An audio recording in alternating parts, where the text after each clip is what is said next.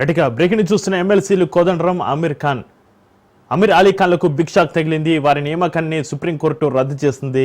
ఈ మేరకు తుది తీర్పు వెలువరించింది. కాగా వీరిద్దరూ తెలంగాణ గవర్నర్ కోట ఎమ్మెల్సీలుగా నియామకమయ్యారు. అయితే వీరి నియామకం అక్రమంగా జరిగిందని విచారణ జరిపి నియామకాన్ని రద్దు చేయాలని బీఆర్ఎస్ నేతలు దాసు శ్రవణ్, సత్యనారాయణలు సుప్రీంకోర్టును ఆశ్రయించారు. పిటిషన్పై విచారణ జరిపిన అత్యున్నత న్యాయస్థానం వారి నియామకం చెల్లదని తుది తీర్పు వెలువరించింది. ఇక ఈ తీర్పు సంబంధించి మరింత సమాచారాన్ని మా ప్రతినిధి సైదులు ఫోన్లైన్ అందిస్తారు. సైదులు, చక్రి, సుప్రీంకోర్టు సంచలన తీర్పు ఇచ్చింది. ఎందుకంటే గవర్నర్ కోటాలో అప్పుడు బీఆర్ఎస్ పార్టీ అధికారంలో ఉన్నప్పుడు గవర్నర్ కోటా ఎమ్మెల్సీలుగా కొందరు పేర్లు నామినేట్ చేయడం జరిగింది బీఆర్ఎస్ పార్టీ. అందులో ఒకరు దాసు శ్రవణ్, కుర్ర సత్యనారాయణ, ఇద్దరిని కూడా గవర్నర్ కోటాలో బీఆర్ఎస్ పార్టీ అప్పుడు నామినేట్ చేయగా అప్పుడు తెలంగాణ రాష్ట్ర గవర్నర్ గా ఉన్నటువంటి తమిళిసై సౌందర్య రాజన్ వాళ్ళిద్దరి నామినేట్ చేసినటువంటి ఎమ్మెల్సీలను తిరస్కరించారు. సో ఇక ఆ సమయంలో హైకోర్టును ఆశ్రయించారు దాసు శ్రవణ్, అదేవిధంగా కుర్ర సత్యనారాయణ. హైకోర్టు తర్వాత సుప్రీంకోర్టును కూడా ఆశ్రయించారు. అయితే ఆ యొక్క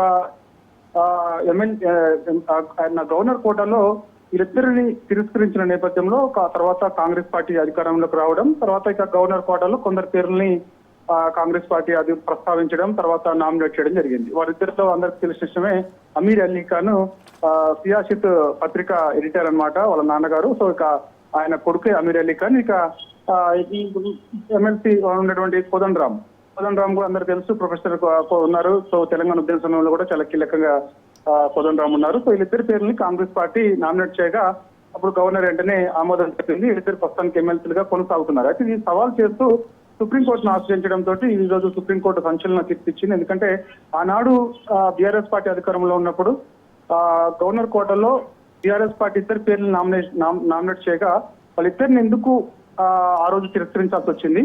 ఇప్పుడు కాంగ్రెస్ పార్టీ అధికారంలోకి వచ్చిన తర్వాత వీళ్ళిద్దరి పేర్లు ఎందుకు ఆమోదించాల్సి వచ్చింది అనేది ఇక్కడ ప్రశ్న అన్నమాట. సో ఇక సుప్రీంకోర్టులో ఈ విషయాన్ని సవాల్ చేసినప్పుడు సుప్రీంకోర్టు సంచలన తీర్పు ఇచ్చింది. సో ఇక హీరింగ్ కూడా మరోసారి ఉంది. 17వ తారీఖు సుప్రీంకోర్టు హీరింగ్ ఉన్న నేపథ్యంలో సో ఇక తదుపరిగా ఏ విధంగా మరి తీర్పు వస్తుందో తెలియదు, కానీ మా స్పష్టమైతే మాత్రం సుప్రీంకోర్టు సంచలన తీర్పు ఇచ్చిందని చెప్పవచ్చు. మనకి గవర్నర్ కోటాలో నామినేట్ అయినటువంటి ప్రొఫెసర్ కోదండరాం, అమీర్ అలీ ఖాన్ నియామకం చెల్లదంటూ కూడా సుప్రీంకోర్టు కొద్దిసేపటి క్రితమే తీర్పు చెప్పింది.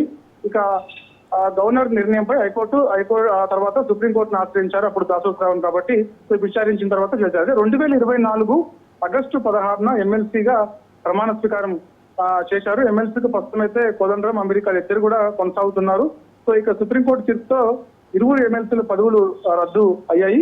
సో ఇక తర్వాత ఈ నెల మనకి సెప్టెంబర్ 17కి సుప్రీంకోర్టు హీరింగ్ లో మరొకసారి వాదనలు వినే అవకాశం ఉంది కాబట్టి సో తీర్పు మరి ఆ రోజు ఏ విధంగా మరొకసారి ఉండబోతుంది అనేది కూడా మనకి తెలిసే అవకాశం ఉంది. మరొకసారి ఇప్పుడు సుప్రీంకోర్టు ఇచ్చిన తీర్పును సవాల్ చేస్తూ మరి ఇప్పుడు ప్రొఫెసర్ కోదండరాం కానీ అమీర్ అలీ ఖాన్ ఇద్దరు కూడా మరి సవాల్ చేస్తూ సుప్రీంకోర్టులో మరో పిటిషన్ కూడా దాఖలు చేసే అవకాశం ఉన్నట్లు కూడా మనకైతే సమాచారం ఉంటుంది. ప్రస్తుతం అయితే మాత్రం వారిద్దరి ఎన్నిక చెల్లదని చెప్పేసి కూడా సుప్రీంకోర్టు అయితే తీర్పు ఇచ్చింది. ఇది బీఆర్ఎస్ పార్టీ విజయంగా బీఆర్ఎస్ పార్టీకి చెందినటువంటి నాయకులు చెప్తున్నారు. అదేవిధంగా అప్పుడు గవర్నర్ కోటలో నామినేట్ చేయబడినటువంటి ఎమ్మెల్సీ దాసు శ్రవణ్ కూడా హర్షం వ్యక్తం చేస్తున్న పరిస్థితి కనిపిస్తుంది. కుర్ర సత్యనారాయణ కూడా చాలా హర్షం వ్యక్తం చేస్తున్నారు. ఎందుకంటే ఆనాడు మమ్మల్ని గవర్నర్ కోటాలో బీఆర్ఎస్ పార్టీని నామినేట్ చేసినప్పుడు అప్పుడు ఉన్నటువంటి గవర్నర్ తమిళిసై సౌందర్య రాజన్ మేము ఎలిజిబుల్ కాదు ఈ కోటాకి ఎమ్మెల్సీలుగా అని చెప్పేసి కూడా తిరస్కరించారు.